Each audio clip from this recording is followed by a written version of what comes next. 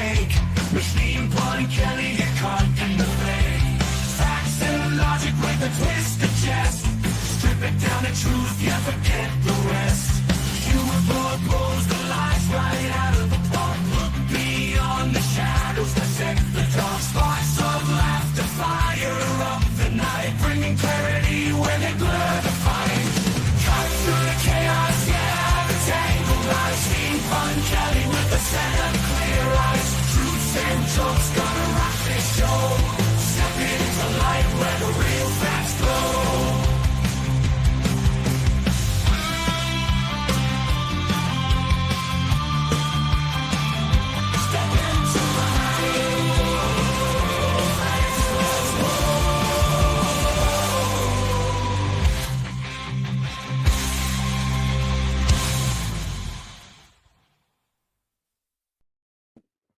Hi there, I'm Machine Pun Kelly, and welcome to the Pun Show. And have a happy Friday and have a happy weekend. Today I'm going to primarily focus on the jobs report and what it tells us about what's happening with the economy and what that means for the future. And I'm just going to, spoiler alert, we're fornicated. It's nowhere near as good as it sounds, and I'll peel open the top layer and kind of poke around and show you why it's very, very bad news what's in the job report. Even though there's 119,000 jobs allegedly added, there's a lot wrong with that, and it's the kind of jobs that were added that are really concerning to me. And again, I'm not an economist, and I don't play one on TV, but I know how to read. So, okay. We're going to talk about a few other things first before we dive into that.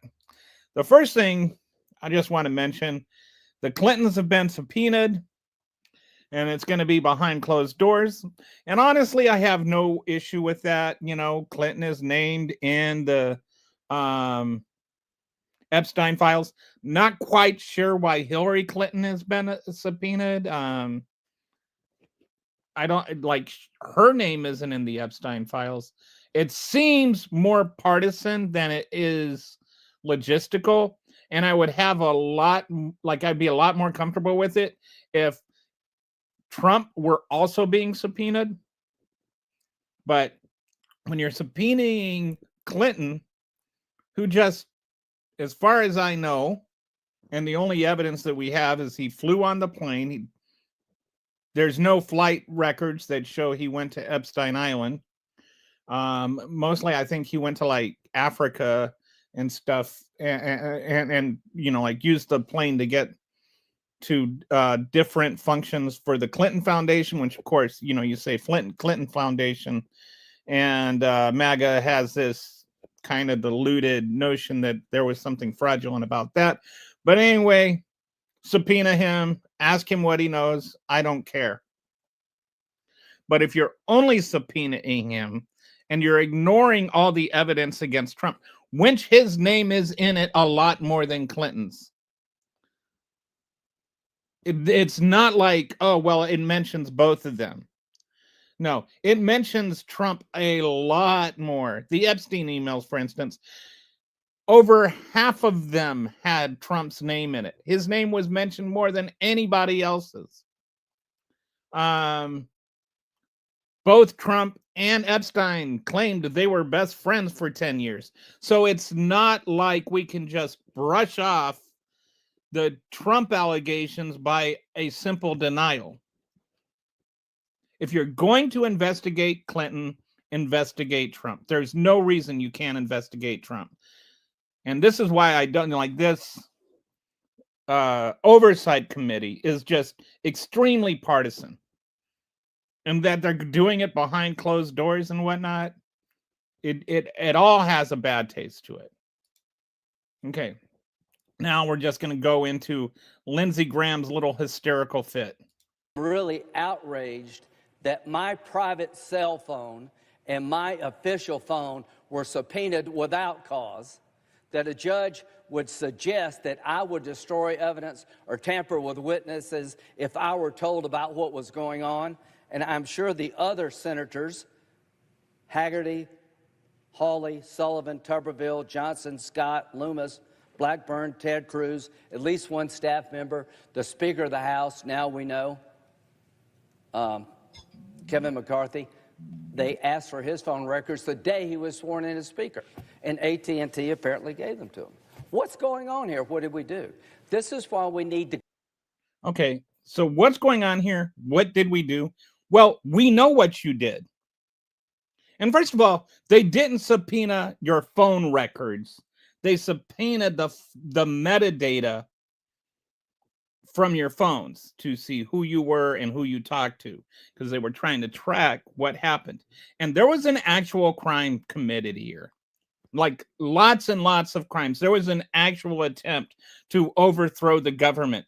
And you're the one who went to Georgia and demanded that they overturn the election results there. You want to say you're outraged that you were investigated? I'm outraged that you weren't prosecuted. You should be in jail right now, Lindsay. You can be outraged all you want, but you shouldn't be out of jail. You tried to overthrow the government. You told 71 million Americans that their votes didn't count. So yeah, be outraged, but you should be in prison. Really tired of this whole dumbing down of January 6th and the attempt by Donald Trump and Republicans to overturn the election results. If the Democrats even thought of trying crap like all that, they were outraged just by that the Democrats were accused of trying to rig the election without any evidence at all. They were ready to throw Democrats in jail just on accusations.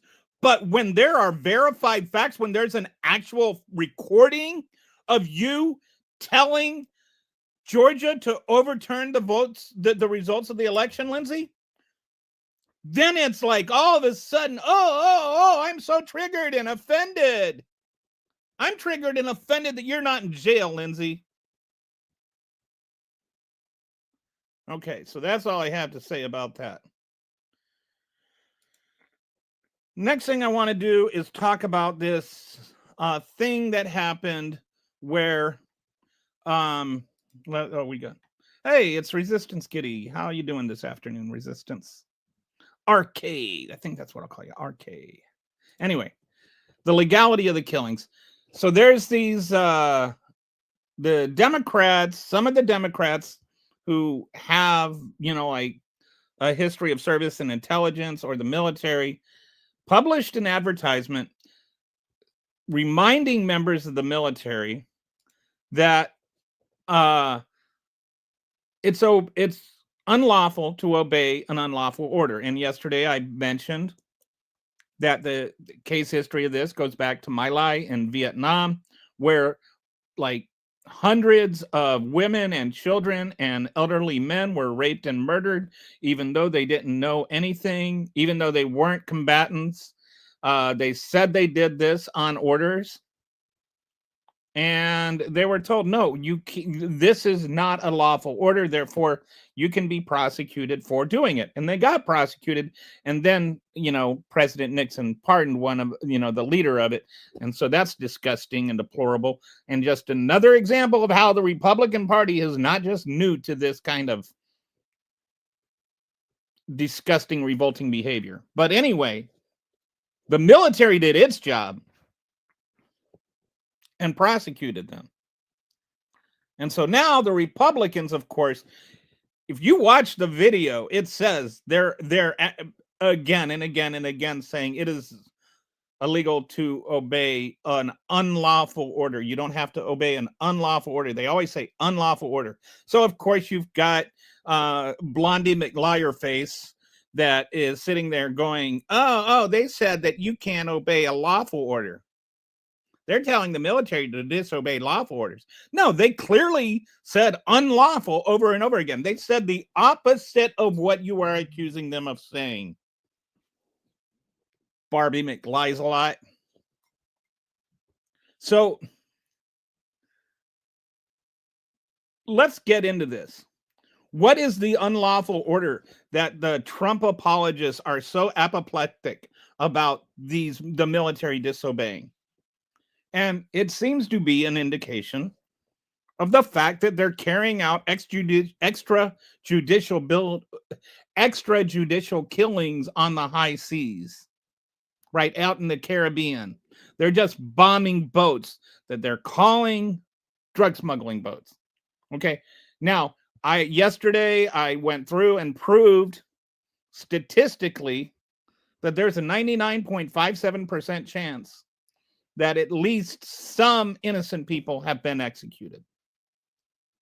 But in a way, that's moot. It's moot whether they're guilty or innocent. Because even if they're guilty, the extrajudicial killings are illegal. So the next thing I want to do is go through and look at the legal analysis of what these killings are. And just for the sake of argument, let's just, even if these killings were drug smugglers, and I'm not conceding they were, I don't think they were. I think it's impossible that all of them were. I think it's plausible some of them were. But let's just take the assumption they're guilty. If they're guilty, does that make these killings legal? Virtually any lawyer outside of the Trump administration is not only going to tell you they aren't, they're going to laugh at the question. So I'm going to go through why that is real quick. Okay. So they've killed somewhere between 76 and 83 people, 21, I think it is, vessels that have been destroyed. They have not confirmed anybody's identities, and they haven't had any congressional authorization, which is really important when you consider what the legal justification that Trump is giving is. Okay, so on September 2nd, the Trump administration conducted military strikes on boats in the Caribbean and Pacific Ocean, killing 76 to 83 people.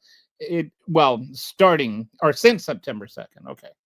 We're killing 76 to 83 people. It is claiming we're drug traffickers.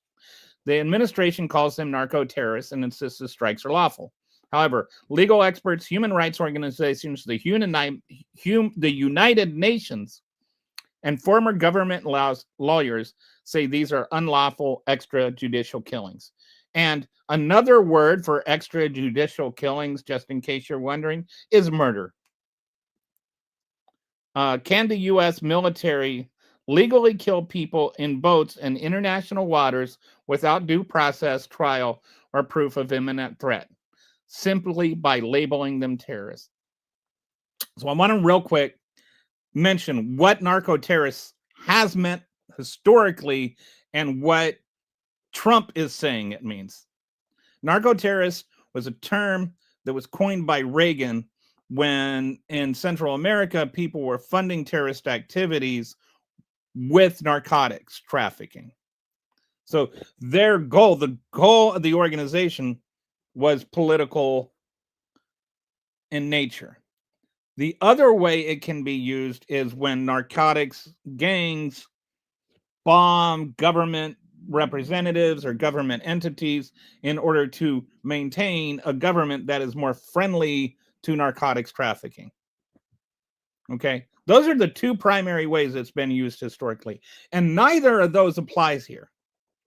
They don't even know who the smugglers were, much less can they prove that they had some kind of political motive to smuggling in drugs. So what the Trump administration is saying, they're going to smuggle in these drugs, and these drugs are an imminent threat to Americans because Americans OD on drugs. And there's a lot wrong with that. And I'm going to go through it and explain this. First of all, the core legal problems. There's no armed conflicts exist. Drug trafficking is not warfare. It may be eventually a threat that somebody could die, but it's not a direct action, and it has to be a direct action, like a bomb or something. There has to be like an actual physical threat. There's no imminent threat proven, no evidence people on boats posed immediate danger requiring lethal force. If they had gone and pulled over the boats with the Coast Guard and boarded the boats like they have always historically done, then that would have, they could have just arrested them there, confiscated the cocaine, got them to flip, do whatever they do when they normally prosecute people. There was no threat that prevented them from being able to do that. The victims are civilians. Even suspected criminals cannot be targeted without due process. That's the whole point of due process. We have due process. You don't just get due process if you're innocent. Imagine if Joe Biden had just said, Donald Trump is guilty, therefore I'm going to kill him or whatever. Like, there's a reason we have trials. There's a reason we have, rules and there's a reason that we have due process. It's because you have a right to defend yourself. These people had no right to defend themselves. The administration, there's no identification. The administration doesn't even know who it's killing. And there's no congressional authorization. I'll get into this in a bit, but Congress has not authorized military force against any drug cartels, and they need to do that. That's the way our Constitution is written. So what the administration is saying is that before September, the administration secretly declares non-international armed conflict with drug cartels. Justice Department's Office of Legal Counsel produces classified opinion promising immunity for military personnel who conduct strikes.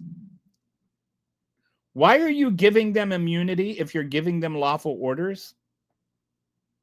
Doesn't that prove by itself that the Justice Department's Office of Legal Counsel knew they were giving these military personnel immunity or giving them unlawful orders? Why did they need to give them immunity if the orders are lawful? I was in the military for 4.5 years. Never once was told I would get immunity for doing my job. The first strike, the U.S. military attacked a boat in the Caribbean, killing 11 people. Trump posted videos of explosion on Truth Social because he has to brag about his crime. He's got, look, we killed those brown people. Aren't we awesome? Claimed victims were trendy Aragua members with massive amounts of drugs, neither of which has ever been proven. And again, they don't even know who these people were. So how do they know that they were Trende Aragua members? And again, Trende Aragua isn't a terrorist organization, even if you declared them one. So Human Rights Watch has immediately condemned the strike and unlawful extrajudicial killing. UN experts began raising concerns. So on September 15th, a couple of weeks later, second strike, a U.S. strike, another boat killing 3. Trump posts, "Be warned, if you are transporting drugs that can kill Americans, we are hunting you."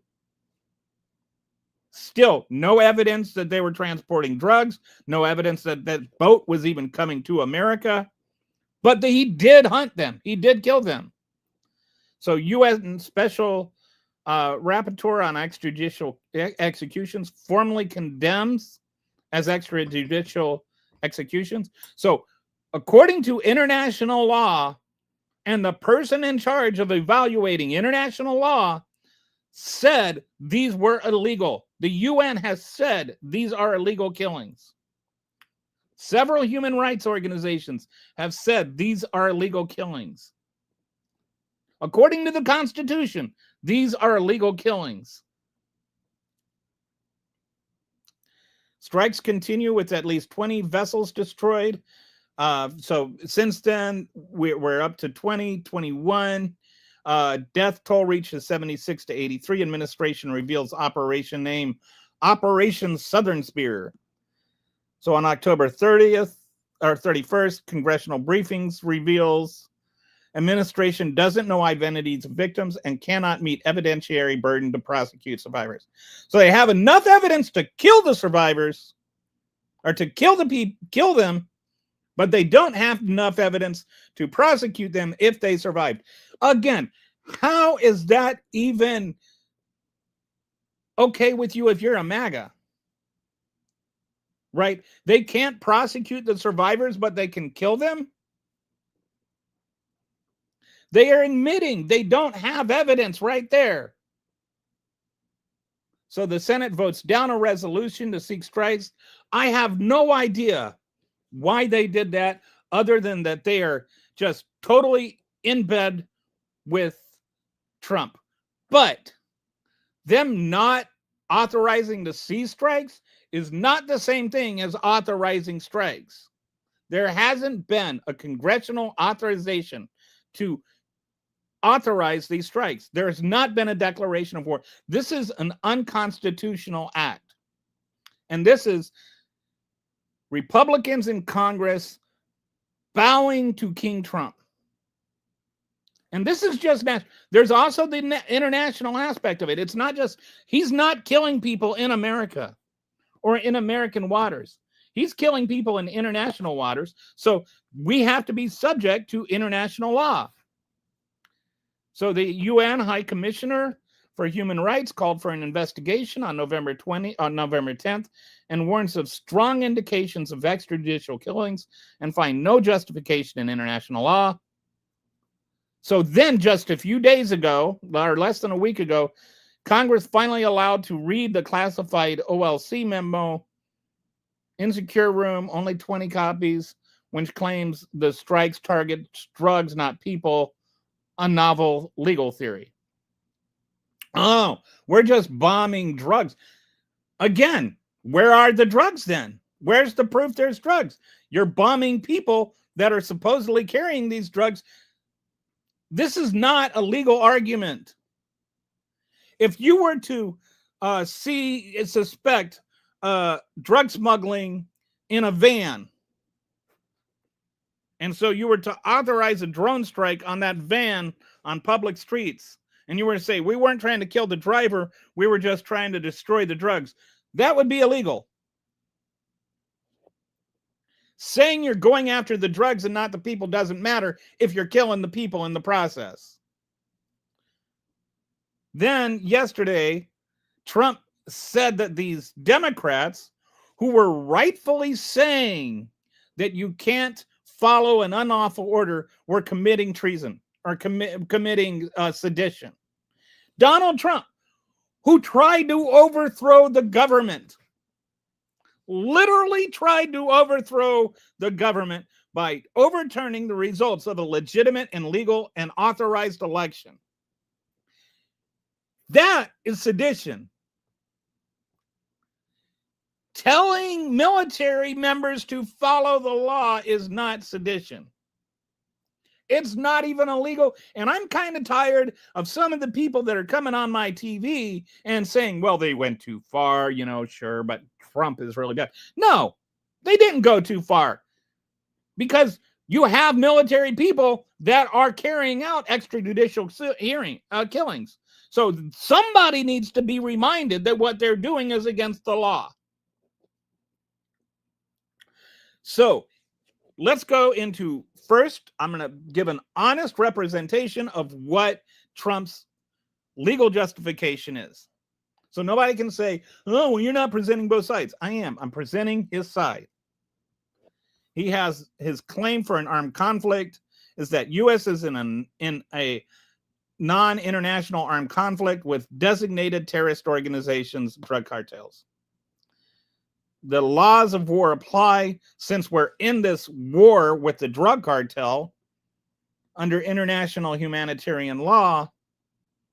These are legitimate military targets. Basically, he's saying we're at war with the drug cartels. These are members of the drug cartel. Therefore, it's legal to kill them. These are enemy combatants. In self-defense, acting under Article 2, constitutional authority, an inherent right of self-defense. They're just defending themselves from this. They're defending Americans from this cocaine invasion.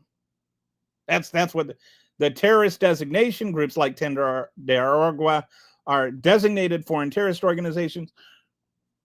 But to be clear, they're designated by the Trump administration. Like, you could just say anybody is a terrorist organization by that logic, then declare war on that terrorist organization, then legally kill them. The next president could say MAGA is a terrorist organization, and then just start killing people. That's the legal equivalent. You can't just do that. You can't just say people are terrorist organizations with no evidence that they're terrorist organizations. And terrorist organization, that has a meaning. It means they are politically motivated. They're violent, and their violence is with political, with an aim for a political end. You can't say that about any of them. So the novel theory is that the strikes target the drugs, contraband, not the people. Therefore, targeting is lawful, except that they're killing people. So the Justice Department says the strikes were ordered consistent with the laws in armed conflict, and such are lawful orders. Military personnel are legally obligated to follow lawful orders, and as such are not subject to prosecution. Are not subject to prosecution for lawful orders. Then why are you giving them immunity? If this is the case, why are you giving them immunity? I mean, I think that's a fair question, right? Why would you give somebody immunity for following a lawful order? What will stop them is when you blow them up, when you get rid of them. That's Mark Rubio. The only thing that can stop them is blowing them up. Have drugs come over the border since you started blowing up these boats? Okay, so this is what the legal experts are saying. The legal experts almost, like, I looked, there basically aren't anybody outside of the Trump administration or his little allies on Fox News or whatever, like no legitimate legal, there's been no legitimate legal argument in favor of him from someone that is objective and outside of the Trump administration. So, first of all, they're saying there is no armed conflict.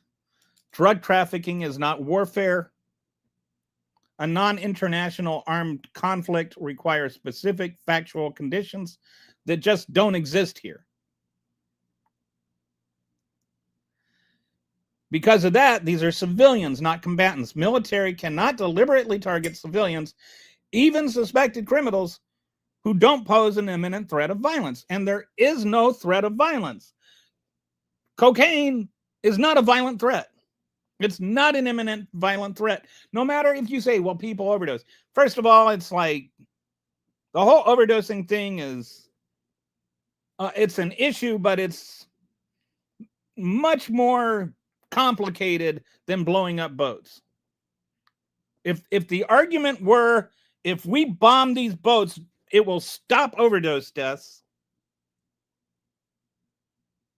I'd entertain it more. It would still be illegal. I would say you should do it through legal means. But it's not even realistic. It's not even a fantasy. There's not even one scintilla of evidence that shows these boat bombings have stopped one death. Most of those boats weren't even bound for the United States.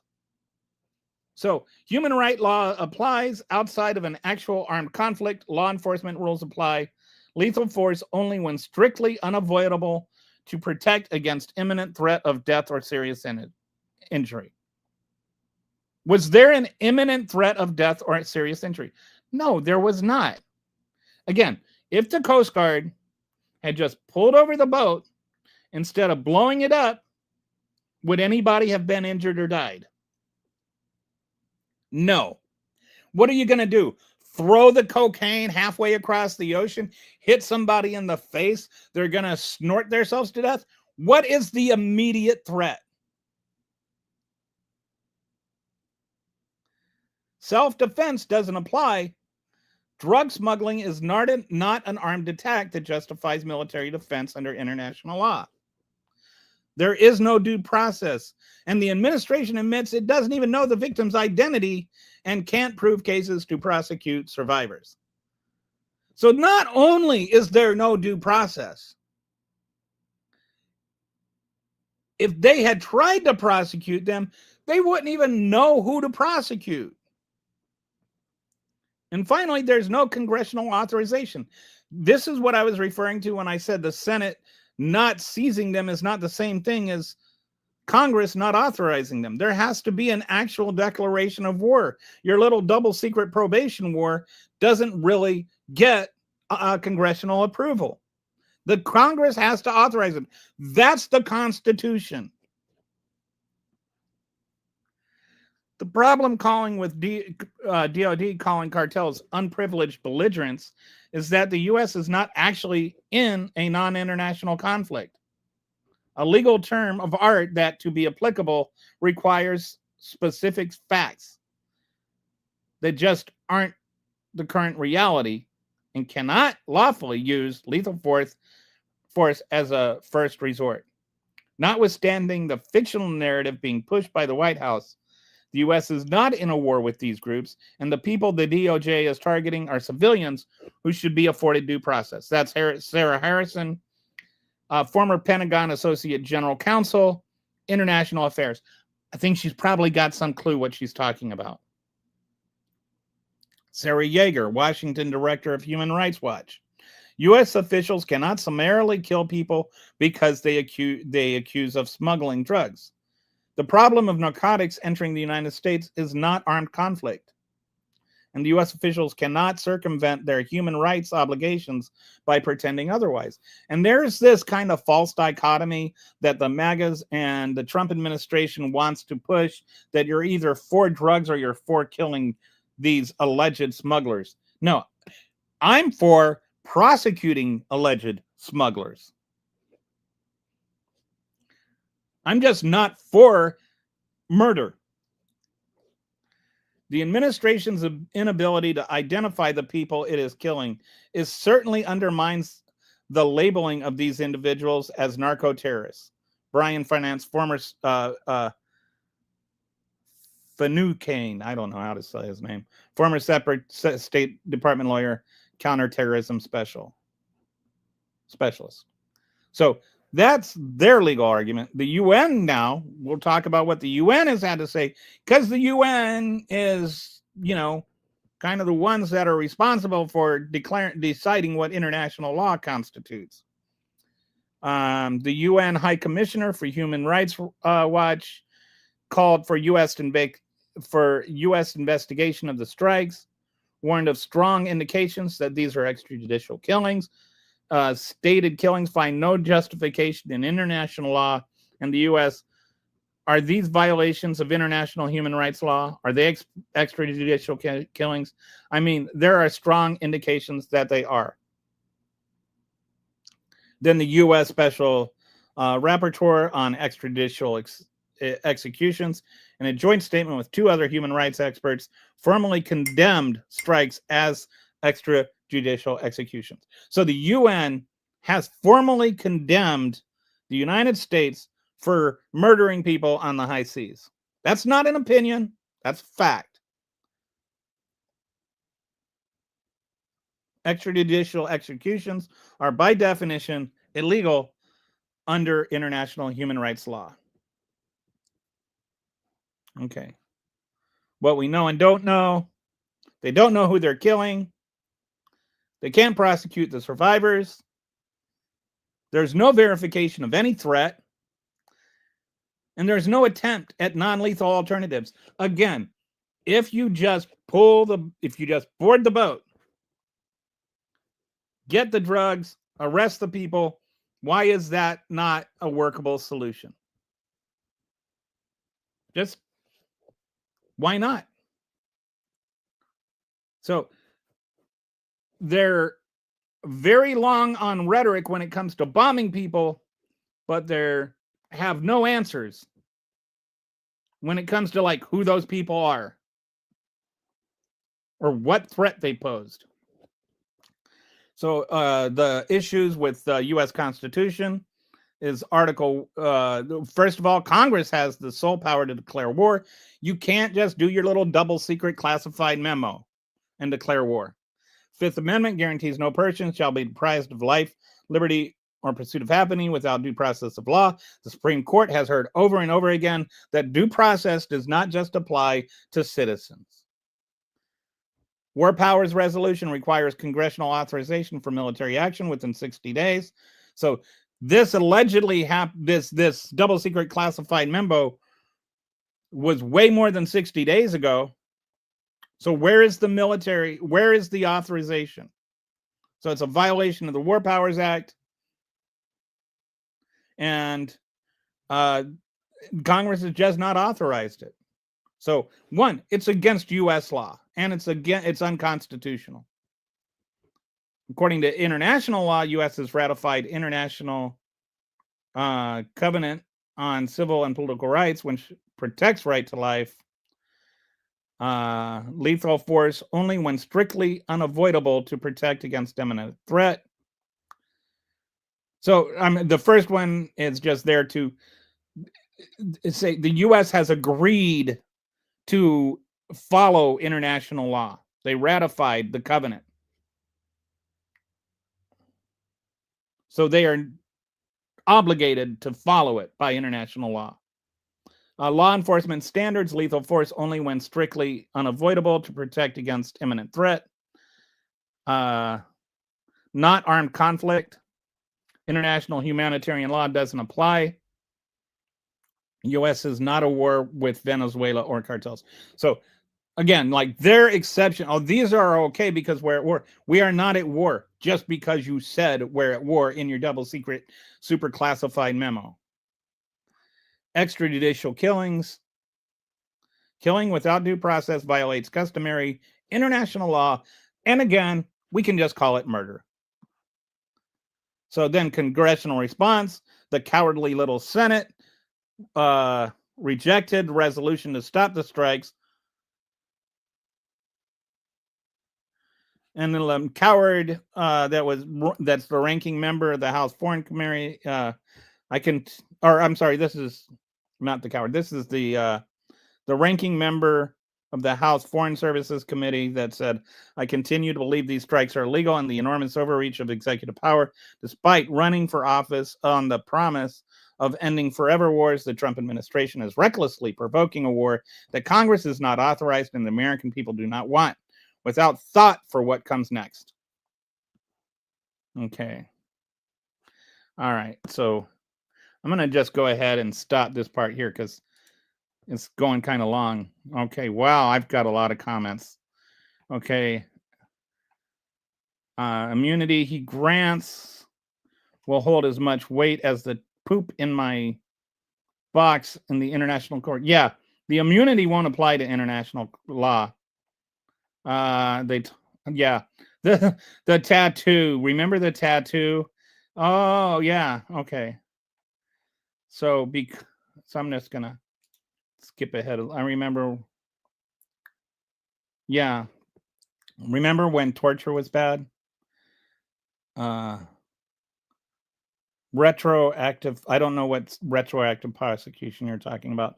Are you thinking that I don't even know what that means. Isn't all prosecution like after the crime?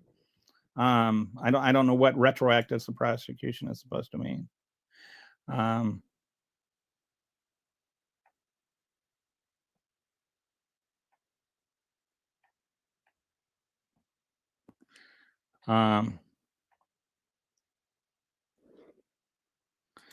Who the fornication dies of a coke overdose?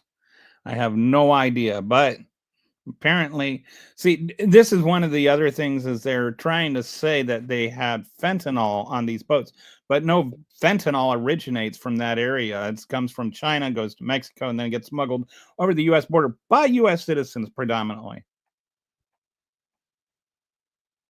Okay, the Coast Guard has done the Coast Guard has done anything the last 20 years to quell the flow. Okay, I think he means to say the Coast Guard has not done anything the last 20 years to quell the flow. I don't think you have any like actual, place to say that. Yes, they have. Um, fired up Jude down. Fired up Jude down for what? I don't know, something anti-Semitic. Why are you idiots running defense for drug cartels? Yes.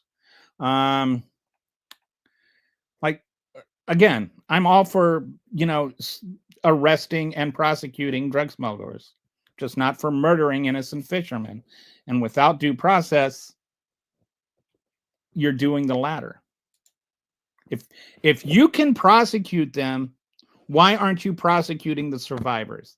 If you can't prosecute them, how can you justify killing them? It's really that simple.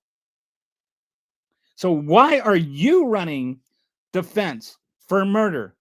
I bet you identify as pro-life too. Okay. So, definitely went over long on that, but I'm not too disappointed in myself. All right. So the next thing I want to talk about is the jobs report and jobs and all of that. I found the jobs report was really interesting and some of the things that Trump has been saying. And I first want to start off with this notion that he has created like 2.5 million jobs or whatever. Okay. So I want to clear up what that means. What is actually, what is the word I'm looking for here? What is he mutating to make that out to be? All right. So what happened is in January there was a census adjustment of like 3.5 million, I think, that where they just realized, the census does these adjustments all the time. And they argued that there were more immigrants that came in than we had previously thought. And so they added 3.5 million to the census. And because many of those people had jobs, it added millions of jobs to our understanding of how many jobs there were, right? It is not like Bob was working, like Bob was working in December and Bob was working in January, but Bob's job was counted in December. Bob's job was not counted in January. Do you follow me? Like they just added the number to the census. They didn't add jobs to the economy. And Trump is trying to make it seem like they're doing the latter rather than the former.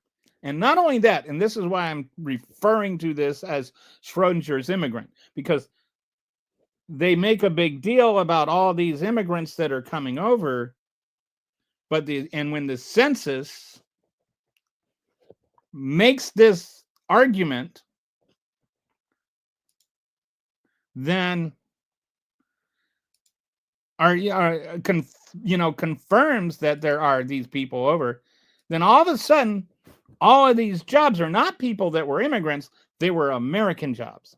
So like they were both immigrants taking our jobs and Americans getting new jobs at the same time. So it all depends on which question you asked and whether it makes Trump look good or bad and whether it makes Biden look good or bad. So let's talk about this. Trump administration employment for native-born Americans has gone up by 2.4 million since January, accounting for all net job gains. DHS 2.5 million American workers joined the workforce since Trump took office, while under Biden, 88% of jobs went to foreign-born workers, which is just a completely bogus number. Both of these numbers are statistically bogus. Okay. So they claimed the 2.4 million job gain due to population adjustment. So more than half of that is what they call a statistical artifact. It's just because in reality, Some of those jobs did go to Americans or were Americans. I think it was 43% were foreign born people, which is not the same thing as immigrants, and 57% were American.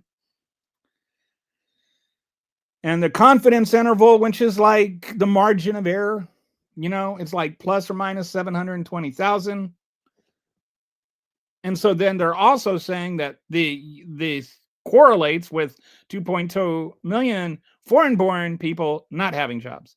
And again, foreign born and illegal immigrant are not the same thing, because foreign born includes people that were here legally, working here legally, had green cards, all of that kind of stuff.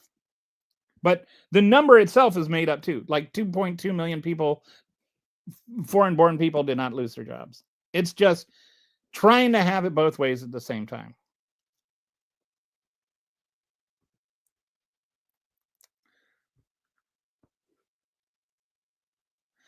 In January 2025, the current population had a massive population adjustment that added 3.5 million people overall and increased employed people by 2 million. The White House is comparing post-adjustment numbers to pre-adjustment numbers. That's not an apples to apples comparison. So this is what happened. This was the adjustment right here, right? And so you see there's a slight decline, a big bump. That was when the census made the adjustment. All right. Now, when the jobs report came out, this is what I found really interesting. Where are these jobs being added?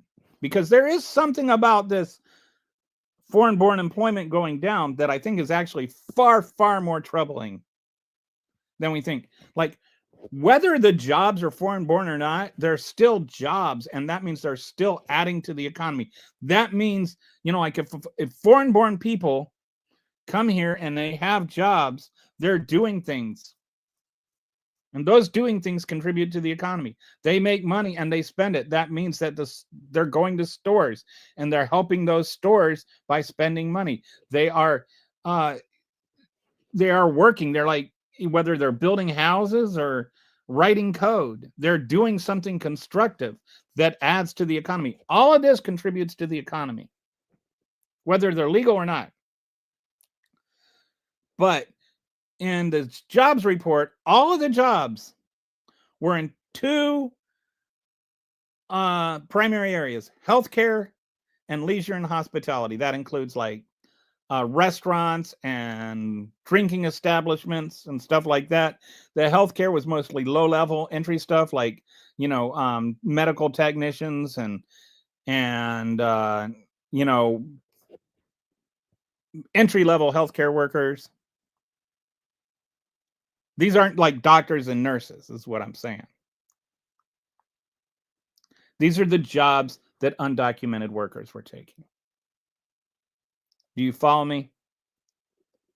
So these new jobs are actually the low-hanging fruit. They're ones where they're not high paying, and the jobs that the people that are filling these are leaving were higher paying. So these people are actually taking pay cuts and taking jobs that immigrants, undocumented immigrants, are fleeing from, just so they can have work. And so what experts are actually saying about all this: the Census Bureau routinely cautions against using CPS to estimate the foreign-born population. BLS discourages users from comparing data across years due to methodology changes. The CPS shows foreign-born population dropped from by 2.2 million from January to July, but leading research estimates a full year 2025 net immigration could range from 115 to 525,000. So the number of immigrants that have been lost is being overblown. Although I don't know what's going to happen with the mass deportations and how all that is going to work out, which is why it's really a shame that we're not going to know what is actually going on for like a year or two, because Trump wouldn't allow for us to continue monitoring things in October during the shutdown.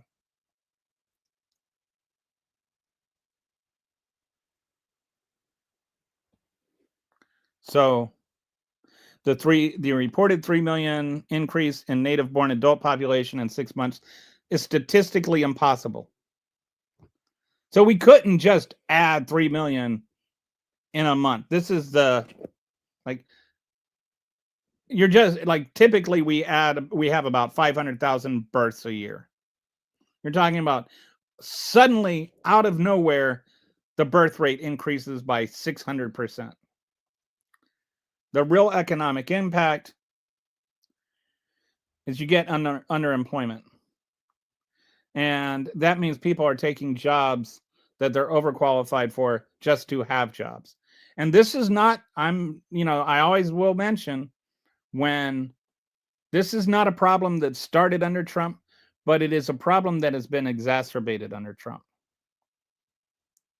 Underemployment has been going back for years. Like right now, if you graduate from college, you've got a 41% chance of getting a job in your degree.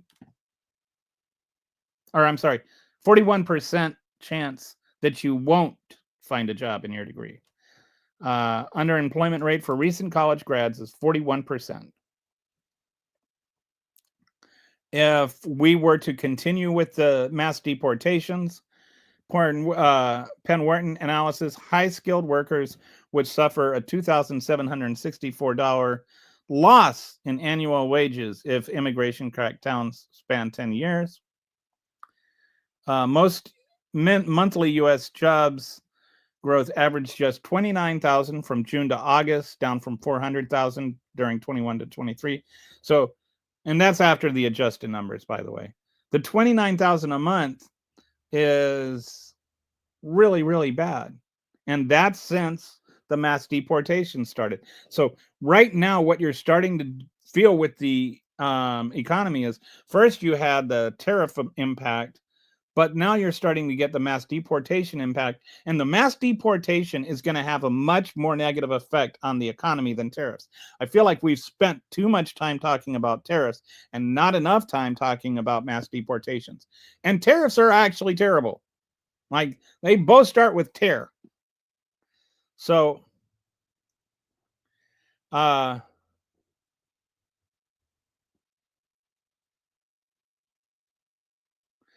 confidence interval problem. So basically they're saying that they're confident that these that foreign born employment has gone down. They're like 100% sure of that, but it falls within the margin of error. So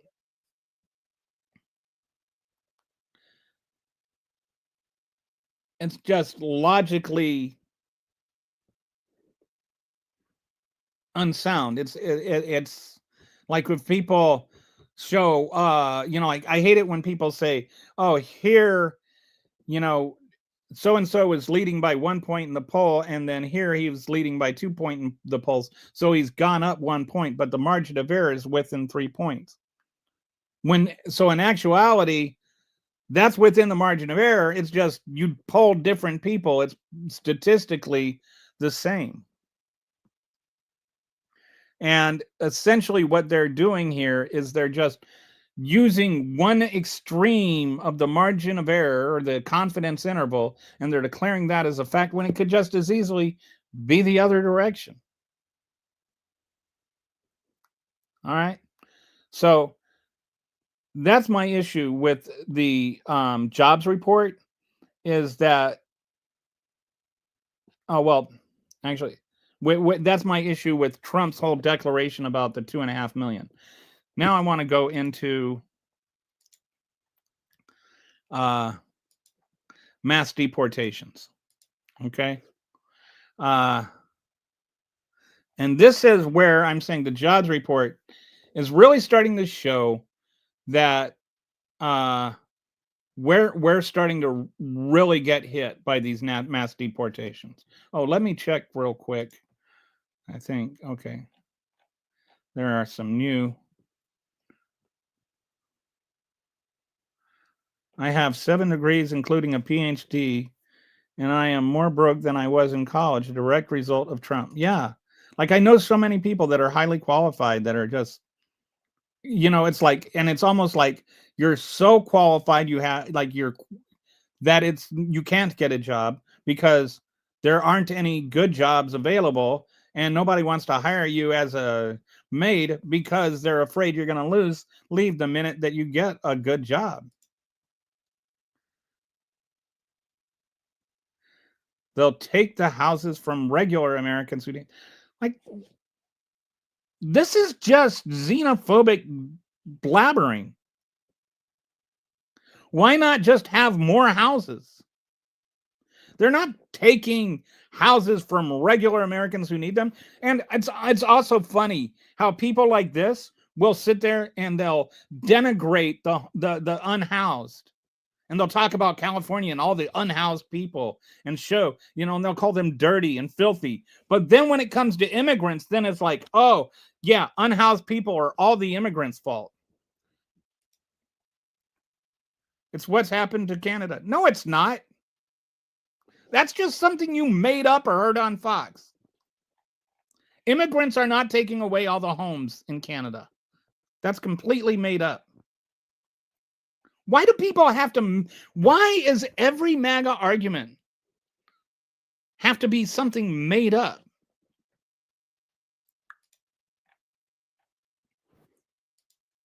Okay, so I want to go through now, and I'm going to talk about the jobs report and how it shows there is real concern in our economy and how mass deportations are really starting to hurt it. Okay, pay attention. I know this is like pretty statistic heavy, but it's valid. It's important. We need to understand you do not take 10 million jobs out of the economy without having a negative effect on the economy. For the first time in decades, the U.S. is experiencing negative net migration. The economic impacts are already visible. Labor shortages, rising prices, and it's like the labor shortages are in entry-level positions or low-paying positions like a valet, And so here's something I was thinking of as an illustration. Let's say you have Fred and Bob. Fred has a farm and he has a strawberry farm. And then Bob is a truck driver who delivers groceries for Fred's farm. Okay. And maybe a couple of other farms. He's making, like, say they're both making 70 grand a year off of their operations. Okay.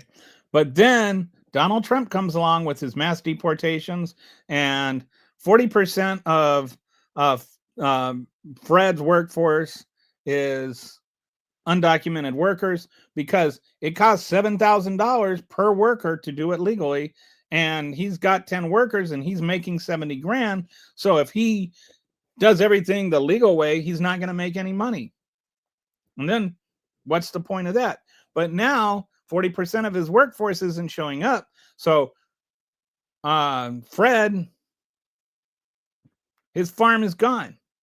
He goes bankrupt. All right. And then Bob, who was the truck driver for Fred, was making all of this money because Fred had a job or had a business, and Fred had a business that was supported by undocumented workers. So when you take away the undocumented workers, you're actually taking away job creators.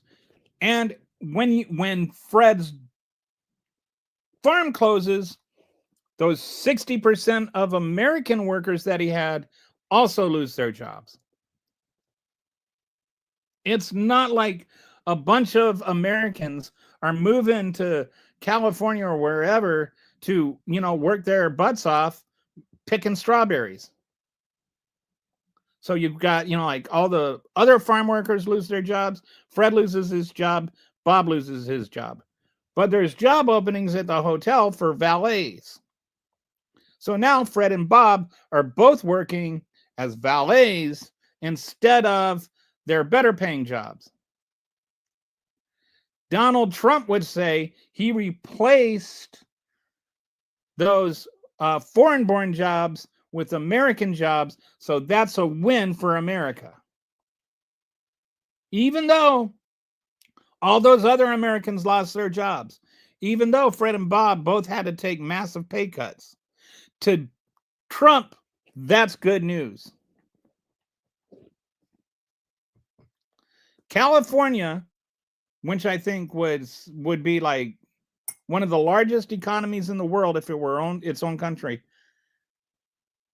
has had a 3.1% drop in its workforce since the raise started. You don't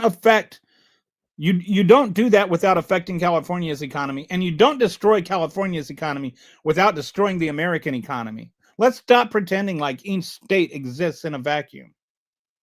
You don't think that California losing 3.1% of its income or workers affects Texas? It does. But don't think Texas isn't also losing a bunch of its workforce. Agricultural jobs lost 155,000. There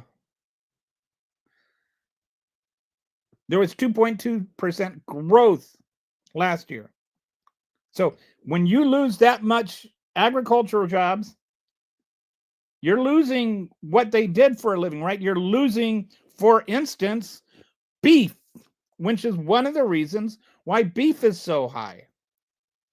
We've lost 0.1% of our construction construction employment. You wanted, like the clown that was talking about housing. You know what's going to destroy housing even more is reducing the number of houses built. The concern here is actually not that immigrants are occupying homes. The main thing that is driving it, there's two main things. One, entry-level homes are being bought up by investors that are then renting out the homes for super high prices. That's the number. So if you want an entry-level home, it's hard to buy one. It's not so true about, like with the more expensive homes, because if you can afford a more expensive home, you're not renting. But the entry-level homes are being priced out. People are going and paying like 20% over cost because they're still going to make money on it. We are projected to lose 6.8% of our GDP. This is according to Wharton. This is not according to Kelly. This is not according to Democrats. This is the very college that Trump brags about having attended. So we've had 67,000 ICE detentions, plus another 71,000 immigrants that have been deported. Some of those people who have been deported even entered here legally, and then were, after they entered, had their legal status taken away. So it's like, don't even give me this "they should have done it the right way" crap. Not if they do it the right way and then you just change your mind. And I've mentioned this several times in the last few days. There have been more brown citizens deported than people who are white and are undocumented migrants. We've spent about 300 okay, so the cost of these deportations is $350 billion. And I think that's not just the actual cost of deporting them. I think that's the downstream effect of their cost on the economy, like what they spend, what they buy. what they do, and what they pay in taxes. All of that factors in. So labor force is collapsing in key states. California, after weeks of migration, worksite rates in Southern California, the total workforce dropped 3.1% from May to June, with the number of non-citizens showing up to work dropping even more dramatically.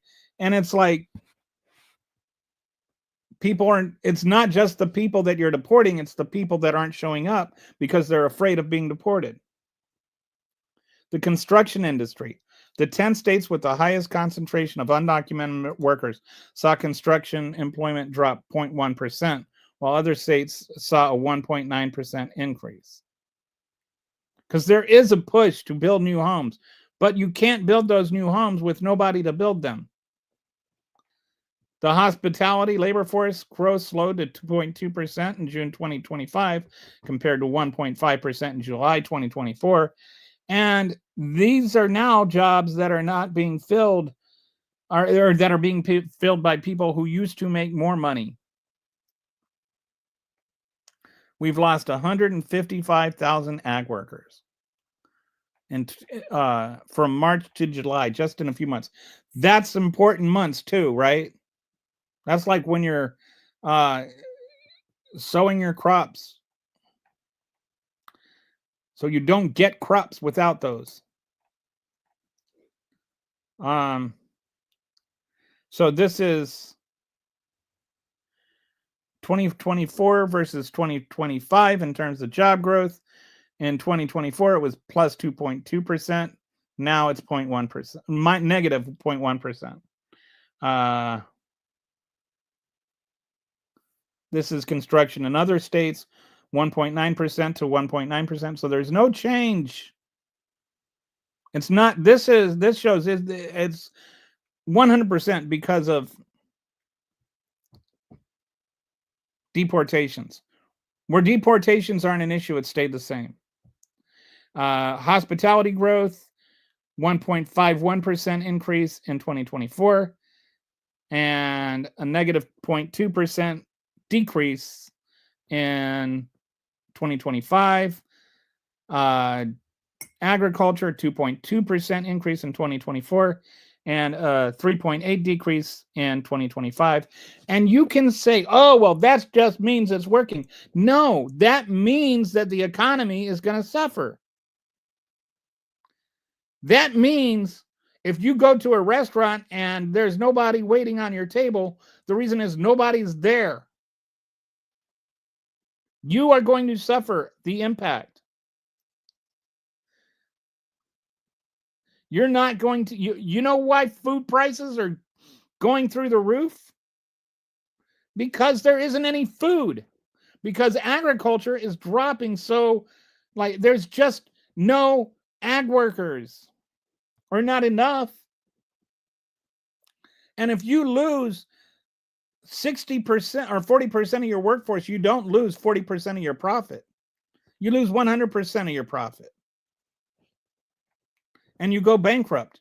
And so that means you lose 100% of your lettuce, 100% of the strawberries, 100% of whatever used to be raised there.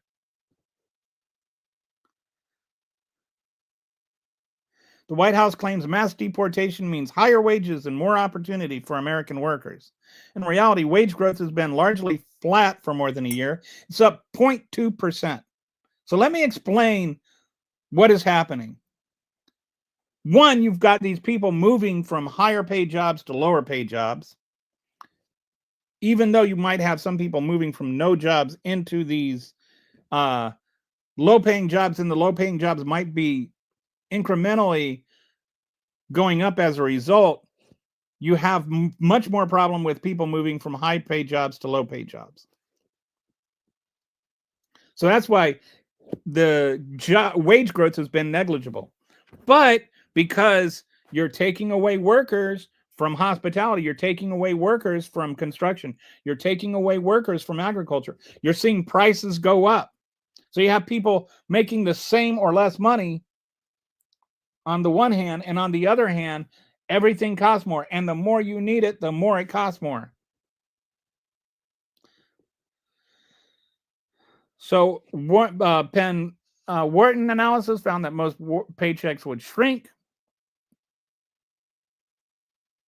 under mass deportations, and that's starting to happen.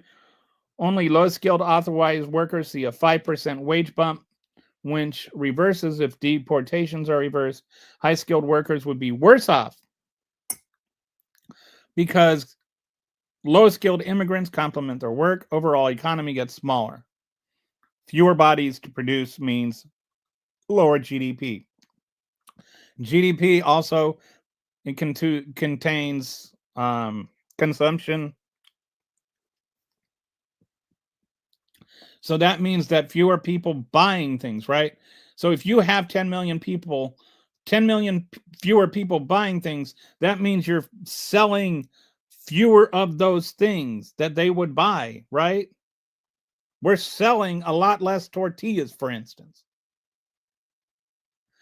The things that they buy, all of a sudden, you're not selling them. That means the people that make those things that they buy are losing their jobs.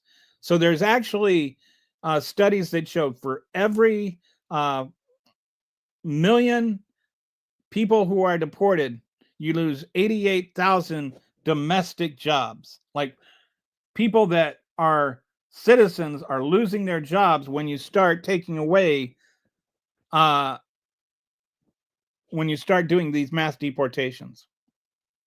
So Penn Wharton concluded there is no question the U.S. economy will get smaller. As you deport a lot of the workforce, you simply have fewer bodies to produce. Fewer people means a smaller economy.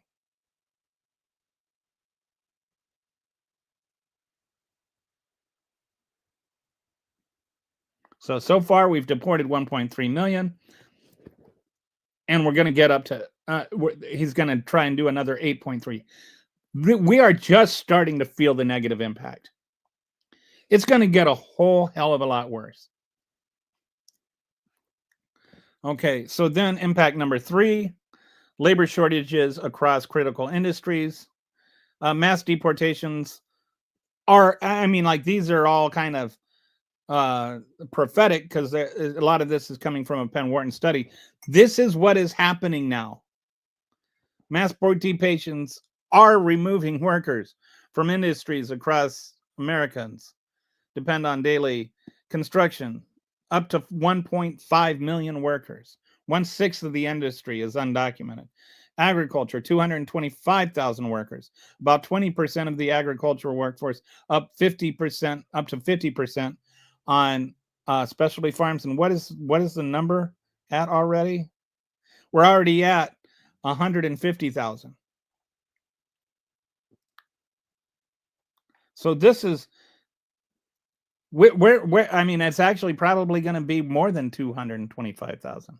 1 million workers from hotels, restaurants, and tourism, manufacturing, 870,000 workers. Do you think that the manufacturing is going to be helped? I don't. I think that manufacturing is, you're going to have factories go under. And when you like you take the meatpacking industry, like 40% of the workforce in the meatpacking industry is undocumented workers. So who's going to fill those jobs, and what happens if they don't?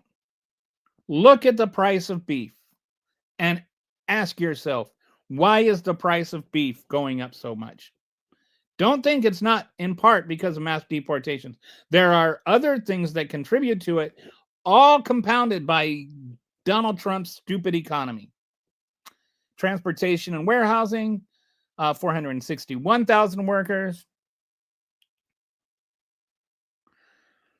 Healthcare, home and home care, critical support of staff maintaining aging population care. So you notice, like right now, like I was pointing out, that the hospitality and healthcare industries are the only ones that are hiring. So right now, the first jobs that are being filled are the ones that people are the most willing to take, right? Like, okay, I'll go work for a hotel and I'll be a hotel maid because it's better than like not having a job. Well, what happens when all those hotel jobs are filled? Who's going to move to California to pick strawberries? Things are going to get worse. And if they are willing to move to California to pick strawberries, will there be any strawberry farms left? The housing crisis will get worse. U.S. has a shortage of 3.8 million homes. Construction has faced labor shortages since the mid-2000s, ever since, the housing bubble popped. So losing 1.5 million construction workers means longer delays in building homes, higher housing costs, no ready supply of U.S.-born workers to replace them. Again, you want to talk about home prices? Talk about how are we going to get new homes? There's a number of things that are impacting that. And I think that one thing MAGAs do is they will point to legitimate problems and then they will use illegitimate solutions to say, oh, see, that will solve it.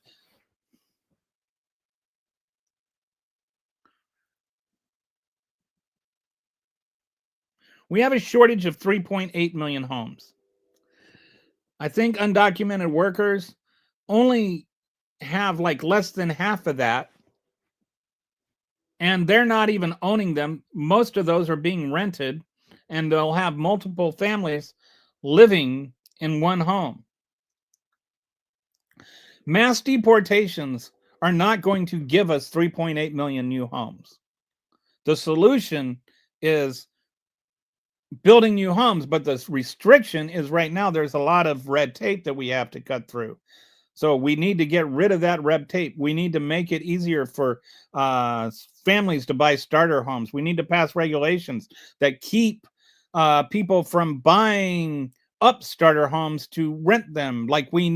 There are solutions that we need to look at. And as long as we're spending all our money and energy addressing solutions that only make it worse, we cannot make it better. And I do like Kamala Harris, whether you voted for her or not, actually had some good resources or had some good solutions for this.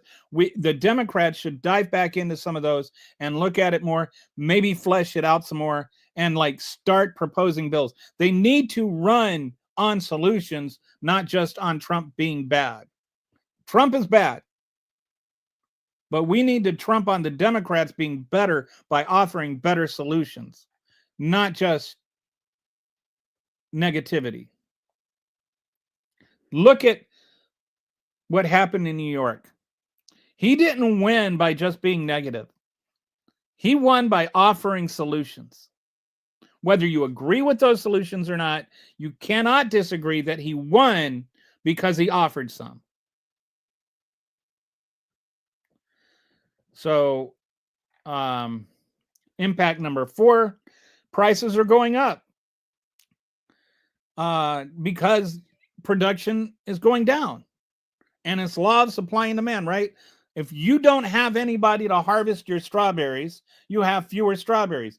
Demand for strawberries doesn't change, so what happens? The price of strawberries goes up.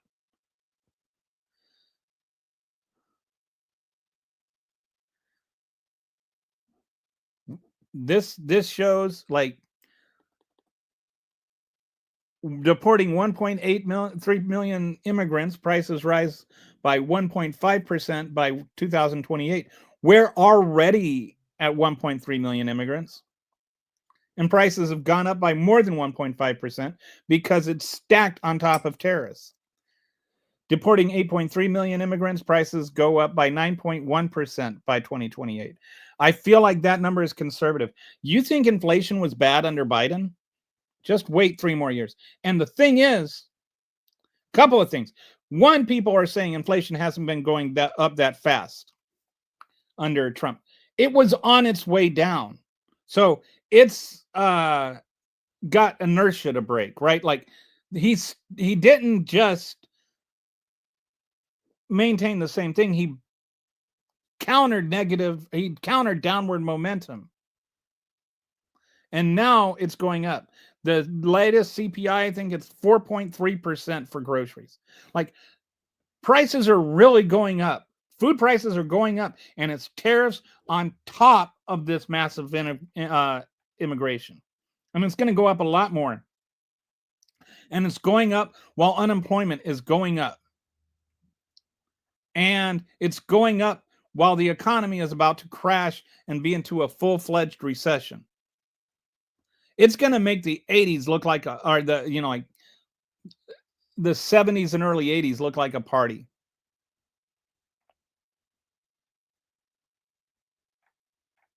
So this is a projection of prices by 2028 if we have the 8.3 million deported versus 1.3, and it could be more than 8.3 million. And it's not just the people that are deported too, it's the people that just stop showing up for work, because that has the same impact. So the impact number 5, U.S. born workers lose jobs too. The myth: deporting immigrants opens jobs for U.S. born workers. The reality: research on past deportations shows the opposite happens. Secure Communities study: mass deportation substantially harmed U.S. workers, county by county, reducing both their employment and wages. The worst harms were on the least educated and most vulnerable U.S. workers. If you've never looked at it, go and look at what happened to Alabama. Alabama got destroyed by mass deportations. And it wasn't like Alabama was already doing well. Why this happens? Business owners don't just hire natives to replace the deported workers. And a lot of times, if they go under, they invest in less labor-reliant jobs. They invest less in new business formation. They shift capital to less labor-intensive technologies and industries because they know what's the point, right? They scale back production to reflect the loss of consumers. This is what I was saying. When you're deporting people, you're not just deporting workers, you're deporting customers. Disappearing migrant workers dry up local demand at grocery stores, apartments, and services.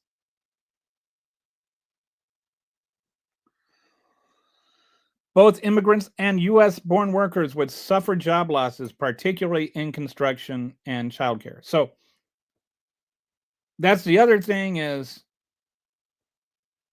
the price of childcare is going to go up. So this is, mass deportations are biting off your nose to spite, or cutting off your nose to spite your face.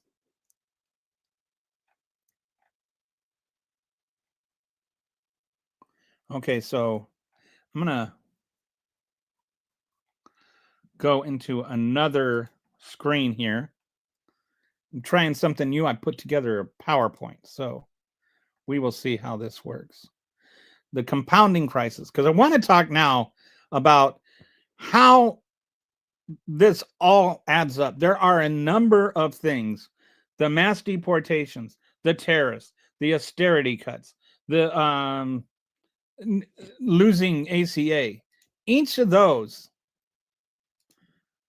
has its own negative effect on the economy. But when you start stacking them up, it gets worse. For instance, when you start cutting all of these, you're making your Medicaid cuts, right?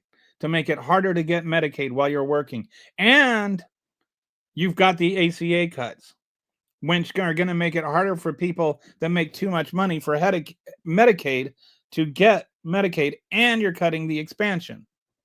All right. So all that means is that there are going to be more people that are in what we call the gap. And the gap is people that make too much for Medicaid, but not enough to pay for private insurance.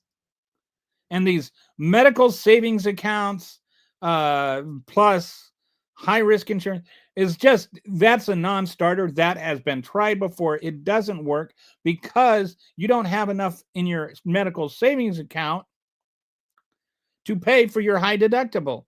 So if something catastrophic happens, you end up in debt. And the sicker you are, the higher your premiums are going to go, even for your high deductible plans.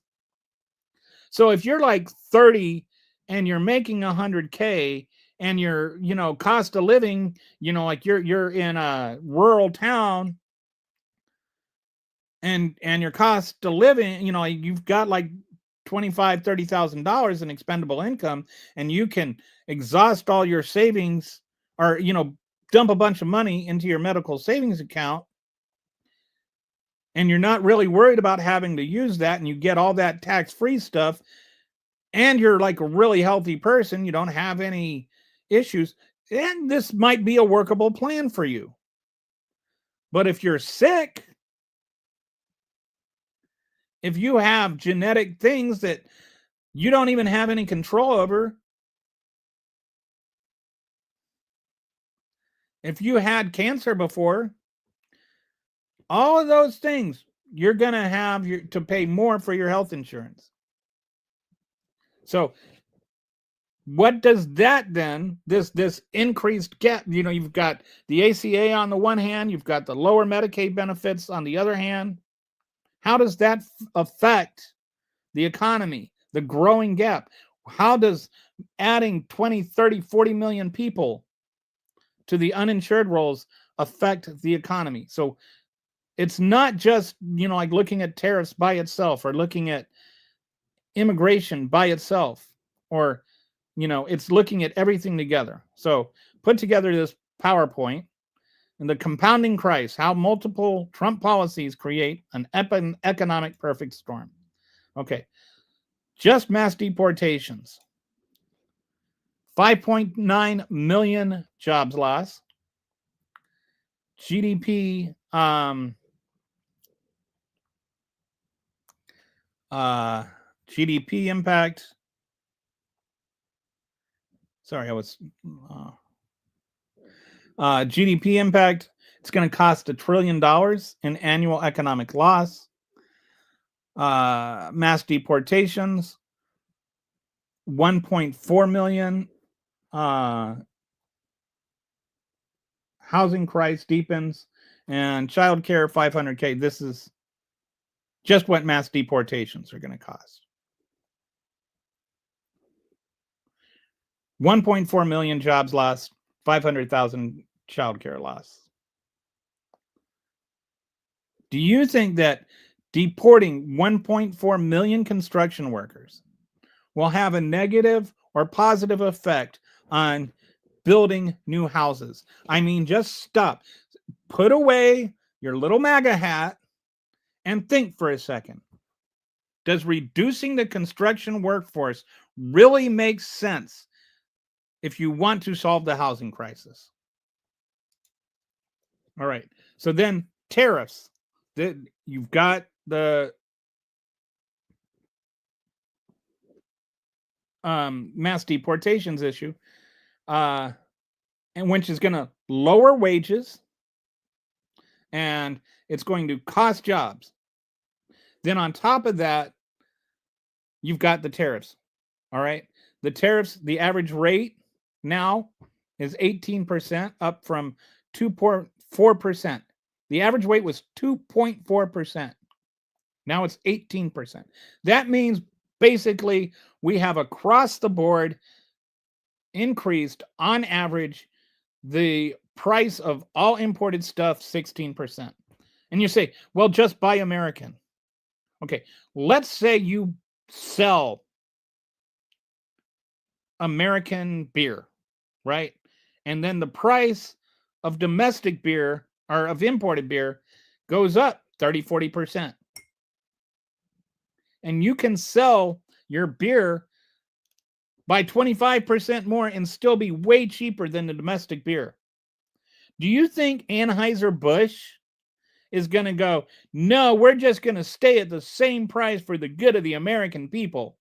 Is that what you've learned from corporate America so far, that they're interested in something other than how much money they're making?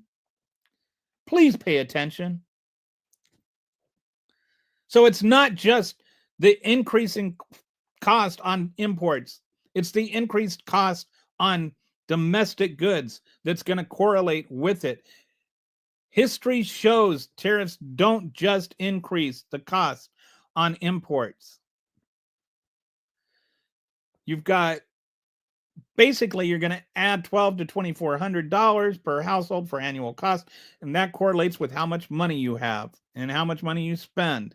And so the poorer you are, see, like if you make $25,000 a year, it costs you $1,200. If you make $100,000 a year, it costs you $2,400.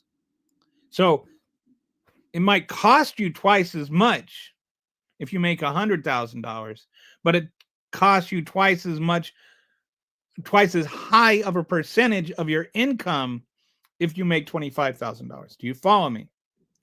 This is a regressive tax. It hurts poor people more than wealthy people. And so then when you double that up with the immigration issues, you're creating more poor people and you're making it harder for them to even pay for their food. Negative 1 point. So GDP growth is going to get worse. There's some funny stuff going on with GDP.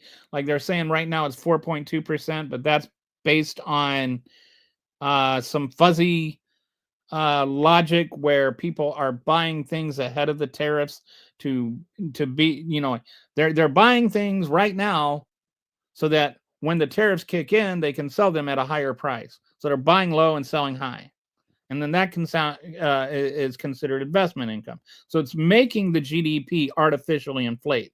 But next quarter, when they start selling that stuff, it's going to counteract.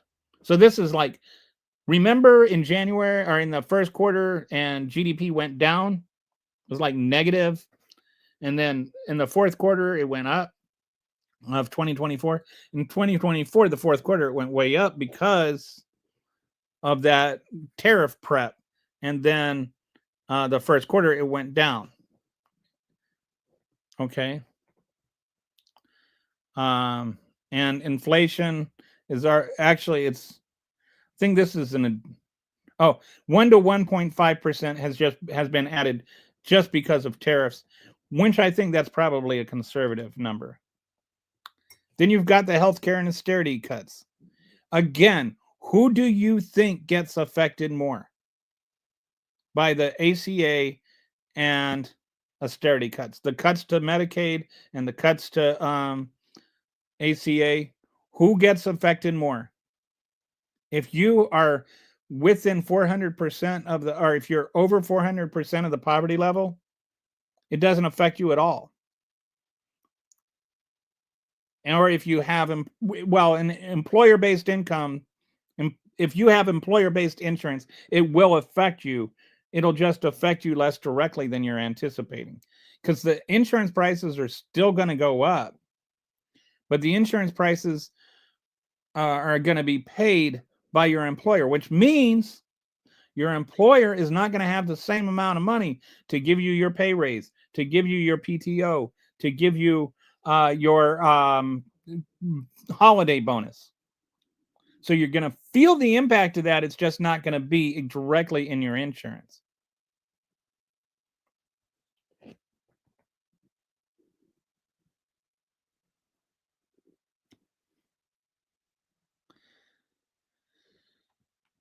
So then the budget cuts, HUD, negative 44%. You think that's going to help the housing crisis?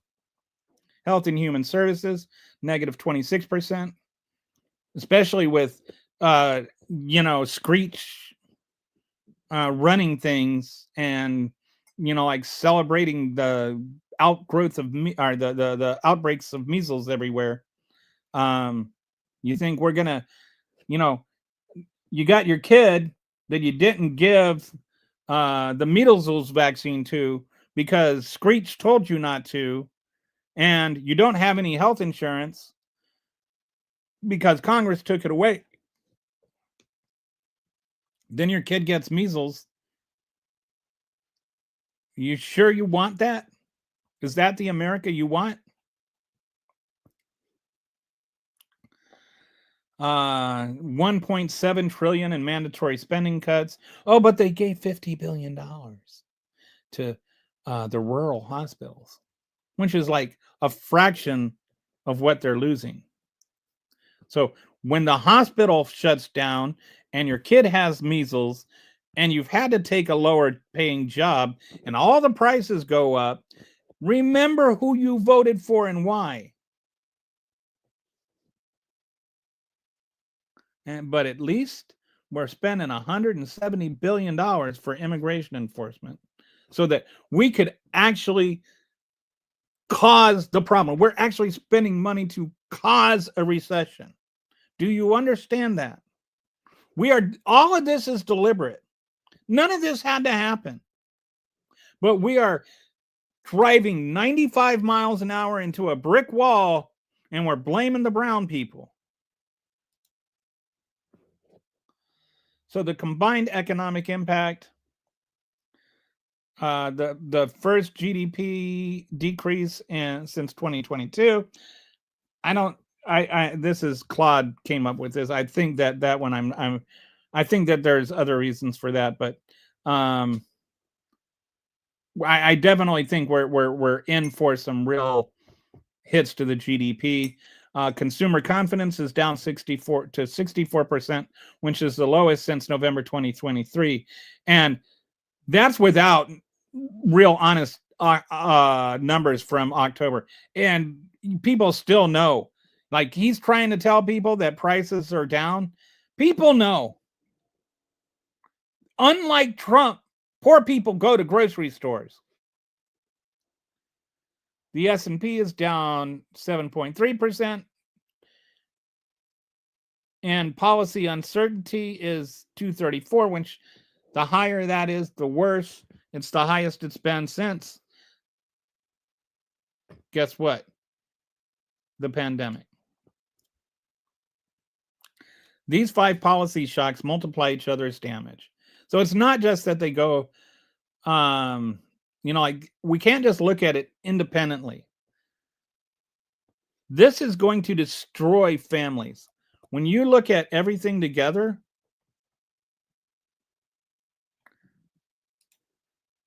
we're in for a disaster. I'm not trying to be caustic here or anything like that.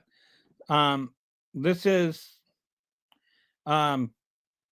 valid. Okay, so let's go and we got James saying do real research, not true. Okay, so nothing of substance from James, just denial and screaming. Wait until you see the economic impact of the latest restructuring of the DOE. Yeah, rest in peace. Who needs education anyway? Stats are made up. Yes, stats are made up. Great response, James.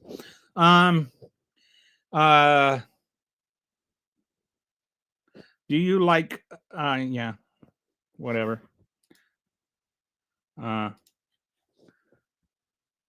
So we're in for a lot of trouble. And I hope people like James will understand someday that there's a reason for that. And it's because they voted for this clown without understanding the basic principles of economics. You don't deport 10 million people and jack up tariffs to 18% worldwide. And you don't do that while slashing the budget and cutting taxes and shifting the burden towards the poorest people. You like everything. If you wanted to damage the economy as much as possible while staying in the legal constraints of the Constitution, or at least as much as you're stretch them out as much as possible, I would follow the Trump playbook exactly what he's doing. What he is doing is sabotaging the American economy. And I don't know if he may be too stupid to know that's what he's doing, but there are people that are designing it that are 100% know what they're doing. So, anyway, that's it. Thanks for watching. I hope you have a wonderful day, James. And I'm glad to hear you're against pedophilia, because I'm sure that you will call out Donald Trump for being one. Okay. That's it for today. Have a great weekend.